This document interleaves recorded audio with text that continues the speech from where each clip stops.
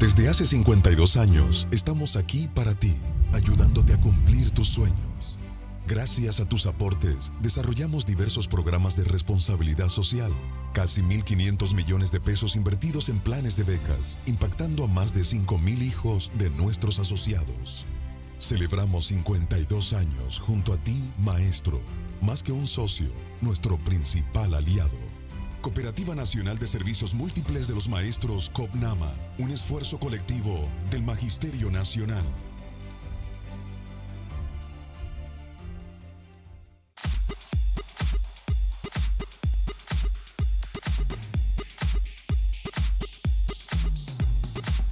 Hey, saludos, muy buenas a todos. Esto es Ser Sostenible. Yo soy Nino. Gracias por acompañarme.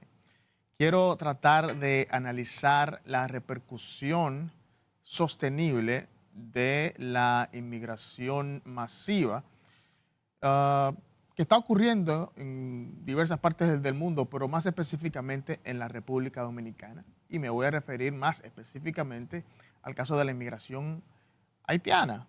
Porque a pesar de que en la República Dominicana tenemos inmigrantes de otras partes del mundo, ¿verdad? De otros países, también hay inmigrantes aquí de Venezuela, de Colombia, hay italianos, hay chinos, etcétera.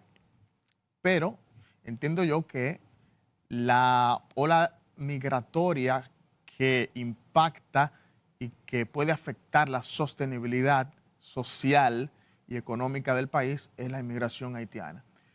Por el número, ¿no? Por la cantidad de inmigrantes que hay, no por otra razón, no por otra causa, sino por la cantidad de inmigrantes, ¿no? En términos social, en términos económicos, pues habría una repercusión. Lo primero que voy a plantear es que la migración, yo entiendo que es una especie de fenómeno natural en el ser humano, o sea, es un fenómeno, digamos que intrínseco del ser humano. El ser humano cuando está en un sitio y no se siente a gusto y no tiene los recursos suficientes para poder vivir de manera cómoda, pues se mueve, ¿no? Se mueve de un sitio a otro. Eso siempre fue así. El hombre primitivo fue nómada. Nómada significa eso mismo, que no se quedaba sentado en un solo lugar, sino que se iba, ¿no? El hombre primitivo fue, en principio se vivía de la caza, la pesca y la recolección de frutos. Entonces estaban en un sitio durante un tiempo, cazando, pescando, recolectando frutos. Cuando los recursos se agotaban, entonces se movían para otro sitio. Ese es el fenómeno, ¿no?, del nómada. Luego, cuando descubrieron o inventaron la agricultura, entonces ya se crearon asentamientos, ¿verdad? Y a eso se le llamó entonces el ser humano sedentario, cuando se quedaba en un sitio ya cultivando la tierra, etcétera. O sea que eso fue así desde un principio, cuando en el mundo no había divisiones territoriales, que no había delimitaciones, que no había fronteras, eso fue así. Pero, ¿qué sucede? Que si los seres humanos eventualmente nos pusimos de acuerdo para que haya leyes, para que haya alineamientos, para que haya parámetros, para que haya normas y para que haya fronteras, entonces esas normas hay que respetarlas. Son normas que hay que respetarlas. ¿Qué sucede? En una ocasión yo tuve la oportunidad de conversar con un funcionario haitiano de nivel, con un funcionario que tenía, ¿verdad?, un individuo con capacidad, con preparación profesional muy culto.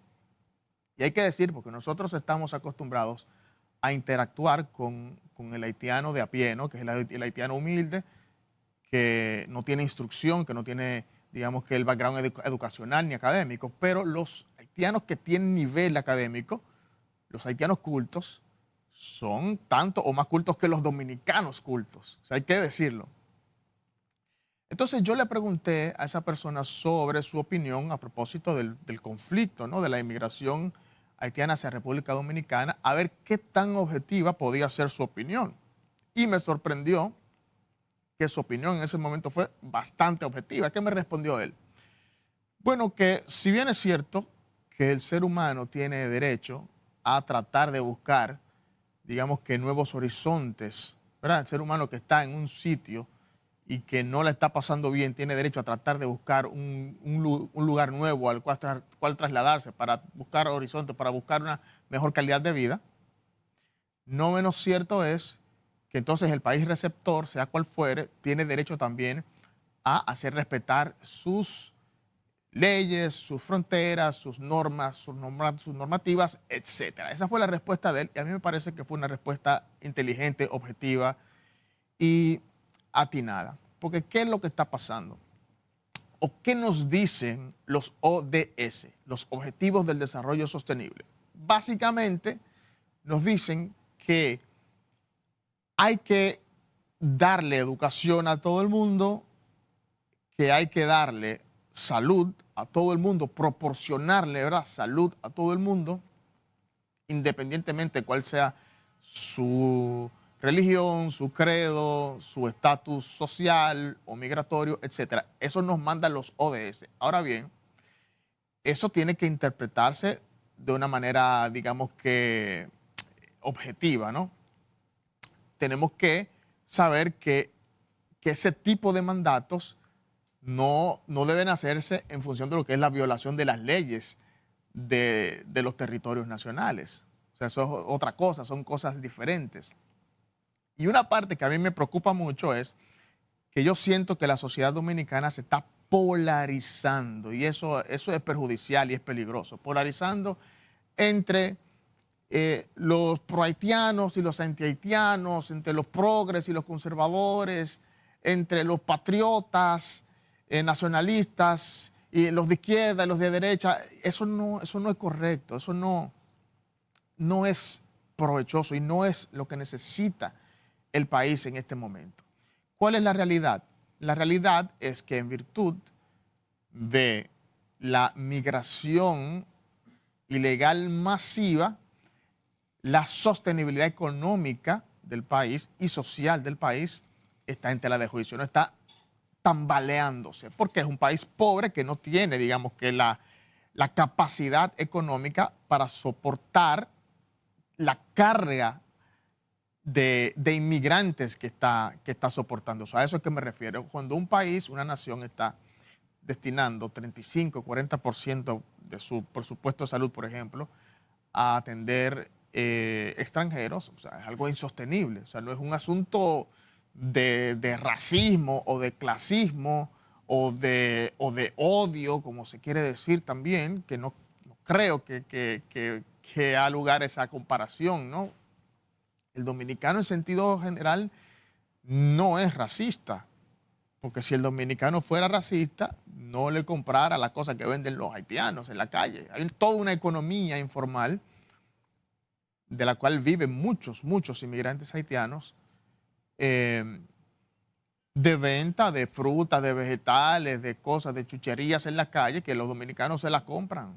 Entonces, esa no es una actitud racista. Igualmente, los haitianos conviven con los dominicanos en sus casas, en sus negocios, en sus espacios. O sea que no, racismo no hay. Ahora bien, sí hay que tener en cuenta que la sostenibilidad, o sea, la sostenibilidad en el tiempo, porque si tú tienes que los hospitales están atiborrados de extranjeros, la mayoría ilegales, y las escuelas también, y que de cada 5 niños que nacen en una maternidad, 3 o 4 son haitianos, entonces no hay que ser muy inteligente, no hay que ser experto en estadística ni en matemática para saber que dentro de 10, 15, 20 o 25 años, entonces la cantidad de haitianos sobrepasará la cantidad de dominicanos en población.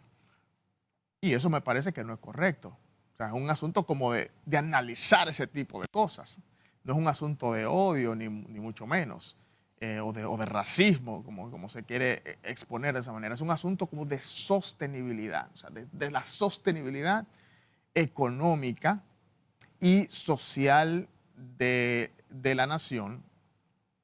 Y, por supuesto, que haya voluntad, porque esto es un problema que no data de hace 2 o 3 años. Esto es un problema que se arrastra desde hace muchos años, es un problema que tiene décadas, de modo que no se le puede cargar el dado a este gobierno, ¿cierto? O sea, es un problema que se arrastra desde hace mucho tiempo y que viene acarreando una batería de mafias que también hay que erradicar. Para nadie es un secreto que hay mafias en la frontera, mafias de tráficos de haitianos en la frontera, que hay mafias de tráficos de haitianos en el seno de las Fuerzas Armadas, mafias en el seno de la empresa privada, mafias en los centros de interdicción, que hay inclusive hasta tarifas del haitiano que llevan detenido, ilegal, al centro de interdicción y allí por 18, 16, 18, 20 mil pesos lo sueltan. O sea, es una mafia. Que están las mafias de venta de visas, de funcionarios dominicanos que se benefician, que le venden visas a ilegales que entran con visa y que no salen jamás. Entonces, todo eso, o sea, es un problema tan denso, tan complejo, que es difícil, digamos que, analizarlo en su justa dimensión, pero que lo que sí está claro es que hay que tratar de resolverlo, ¿no? Que hay que tratar de hacer las cosas para que haya sostenibilidad en el tiempo. No es un asunto de odio, de que, no, que fulano es racista, que fulano es prieto y no quiere saber de prieto. No, no se está hablando de eso. Se está hablando de que se trata de un país pobre que no tiene la capacidad para soportar cierta carga. Vale, o sea, de eso es que se trata. Y por supuesto que tiene que haber la voluntad para desarticular las mafias. ¿Por qué? Porque se deportan 500 ilegales por un lado, pero entran 8.000 por otro. O por otros. Por la frontera, a través de visas, a través de mecanismos diversos, variados. Entonces, ¿es que se queden los niños haitianos fuera de las escuelas? No, porque los objetivos del desarrollo sostenible nos indican que hay que recibirlos y que hay que darles educación. Pero la educación debe ser para todos. No es correcto que los niños se queden fuera de cupos que están por extranjeros ilegales. O sea, no es sentido. O sea, no es absurdo. Bueno, pues yo quería analizarlo y vamos nosotros los ejercicios de reflexión. No nos vemos en pro-haitianos y anti-haitianos. Vamos a analizar las cosas con conciencia y con objetividad. Muchísimas gracias siempre por haber estado con nosotros, la gentileza de su atención. Juntos de nuevo la próxima semana en otro disponible. Adiós.